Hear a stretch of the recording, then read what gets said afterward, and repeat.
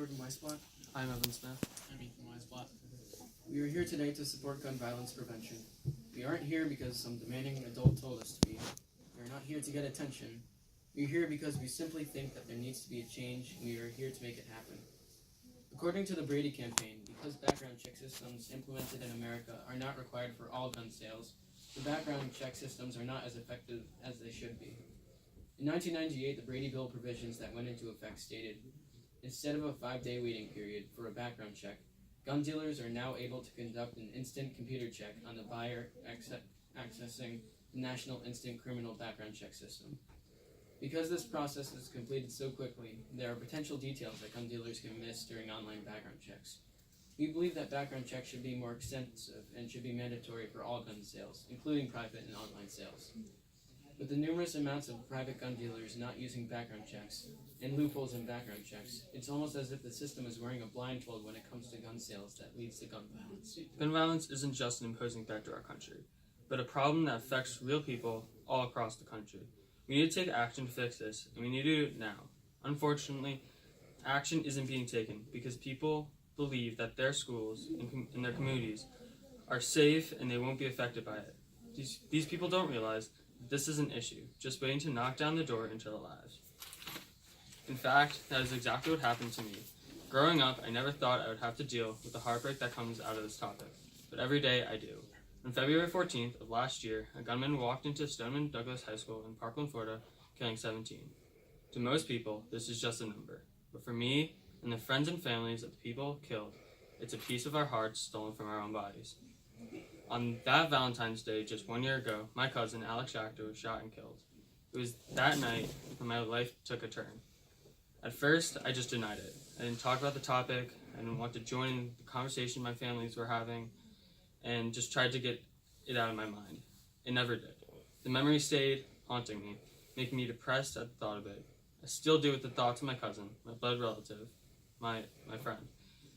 As time went on, I became more and more accepting with what had happened. Although not okay with it, I still became accepting that he was gone. My experience with guns changed with the incident. I started talking more about the subject to my peers and my family, speaking my opinion to anyone that would listen. But hearing about my cousin and seeing the videos on the news, as well as online, have played in my head ever since. The memory on repeat, the memory that my cousin is gone forever.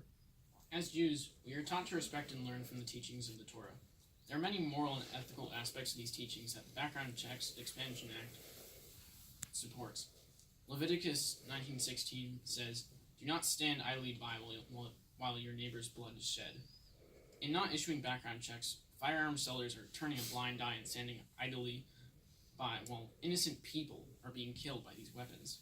Jewish law teaches us that we have a responsibility to protect our community. When selling guns, it is important to look into the terms fully and enforcing the right precautions necessary for the exchange. The criminal history or mental health records can be one of the most important ways to identify a responsible owner of firearms, and is important to consider when trying to prevent acts of gun violence. Jewish tradition puts sanctity and value on human life. The Mishnah teaches us that he who takes one life is as though he has destroyed the universe, and he who saves one life is as though he has saved the universe. We are here to save one life, rather than save people's right to faster licensing processes or protect them from invasion of privacy. We thank Senator Blumenthal for being a co-sponsor of the Background Check Expansion Act, S42, and demonstrating his commitment to closing the private sale loophole, which will help prevent gun violence and maybe future school shootings such as the one seen in Parkland last year. Thank you. Thank you so much for sharing your story and telling us about how you feel on this. I mean, Senator Blumenthal, of course, is very on the same page with you on this issue, and this is something that we're going to continue to work on moving forward. I think, everything, again, thank you for sharing your story and speaking out about this. As Eve said, the Senator will continue to make this a priority. It's been a priority for him for a number of years, especially given, Sandy Hook that happened in Connecticut. It's something that's very near and dear to his heart. Unfortunately, we don't really handle the gun violence issue as much because we only do health and education, and just because of legislation, our judiciary team kind of takes the lead on that. But of course, we are constantly monitoring the situation, and I can pass along this to that team, and we'll continue to stand by and work to solve this problem.